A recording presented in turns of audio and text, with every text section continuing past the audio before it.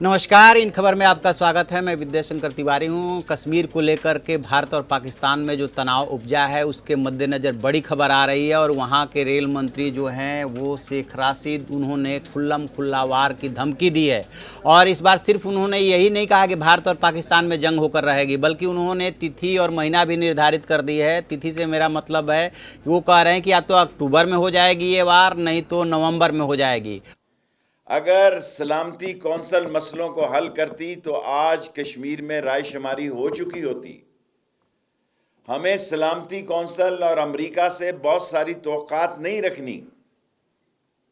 मैं अक्टूबर के आखिर और नवंबर दिसंबर में पाकिस्तान हिंदुस्तान में जंग होती हुई देख रहा हूं।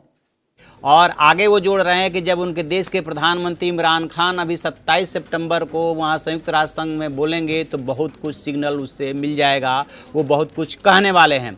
ये बात किसी से नहीं छिपी है कि जब से भारत ने कश्मीर को लेकर के धारा 370 खत्म की है उसके बाद से पाकिस्तान बौखलाया हुआ है। इस दौरान उसने अपने डिप्लोमेसी को कई टर्न दिए। सबसे पहले दुनिया भर में घुमा, फिर संयुक्त राष्ट्र संघ में लेके गया, अपने सदाबहार दोस्त चाइना से अपील की, लेकिन कहीं कुछ खास सफलता नहीं मिली। उसके बाद से वो परमाणु बम होने, परमाणु हथियार होने की लगातार धमकी देता रहा। इससे भी भारत के ऊपर जब फर्क नहीं पड़ा और अभी हाल के दिनों में जब पीएम मोदी और डोनाल्ड ट्रंप की मुलाकात हुई, उससे जब मैसेज गया, तब अब इसमें जो है शेख राशिद का ये जो बयान आया है ये काफ़ी मायने रखता है। 2 दिन पहले वहाँ पे उन्होंने अपने संबोधन में एक बात कही, ये बात पूरी की पूरी उन्होंने कही है कि अक्टूबर में वार हो जाएगी। और इसके अलावा जो मिसाइल टेस्ट को लेकर के नोटम होता है, एक तरह से वो अलार्म होता है, वो भी जारी कर दिया गया है वहाँ पे। अभी ये भी खबर मिली थी कि एयर स्पेस को लेकर के जो रूट होते हैं वो भी भारत के लिए पाकिस्तान ने बंद कर दिया है फिर से। बालाकोट के बाद जो है किया था वो तो किया ही था, अब फिर से उसने ऐसा किया है। कश्मीर को लेकर के वो जो बात बोल रहे हैं वो ये कह रहे हैं कि यदि जनमत संग्रह वहाँ पे हो गया होता तो इस चीज़ की नौबत ही नहीं आती। यानी कि अपरोक्ष रूप से वो संयुक्त राष्ट्र संघ पे वार कर रहे हैं कि आप वहाँ पे क्या कर रहे हैं, आज तक आपने वहाँ पे रह करके क्या किया।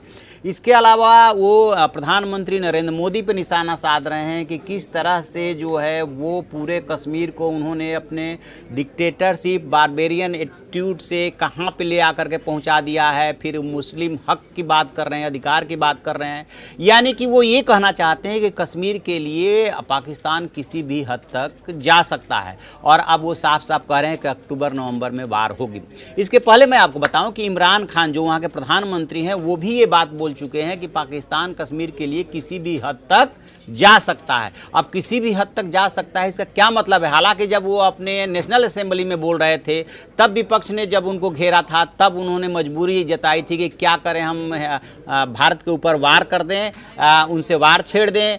वो उनकी मजबूरी थी उस समय। लेकिन इस समय जिस तरह से इंटरनल प्रेशर उनके ऊपर क्रिएट हुआ है उसके बाद से पाकिस्तान बुरी तरह से बौखलाया हुआ है और वो अपना इंटरनल प्रेशर रिलीज करने के लिए ये कदम उठा सकता है कि क्या वार का विकल्प चुना जा सकता है। भारत ने भी अपनी तरफ से पूरी तैयारी कर रखी है।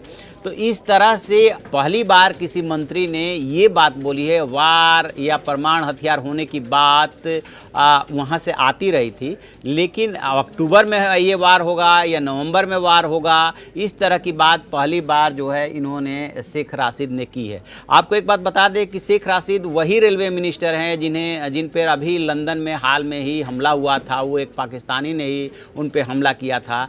बताया ये जा रहा है कि पाकिस्तान में मंत्रियों और सरकार की हालत ये है कि लोगों का सामना नहीं कर पा रहे हैं, उनसे जवाब नहीं बन रहा है, लोग सवाल पूछ रहे हैं। आपको ये भी याद होगा कि जो यूएन में उनकी प्रतिनिधि है मलिहा लोधी, उनसे एक पाकिस्तानी ने ही सवाल कर दिया था कि आप लोग इतने दिनों से कश्मीर के नाम पे खा रहे हो और पाकिस्तान के लिए कर क्या रहे हो यहाँ पे। तो मलिहा लोधी से भी जवाब नहीं बना, वो भी वीडियो खूब वायरल हुआ था। और अब एक के बाद एक, चाहे फवाद चौधरी हों और चाहे ये शेख राशिद हों, चाहे पीएम इमरान खान हों, वो सब बयान दे रहे हैं और वार की तरफ इशारा कर रहे हैं। क्या हो सकता है? क्या वार हो सकता है? क्या ऐसी परिस्थितियाँ बन रही है क्या?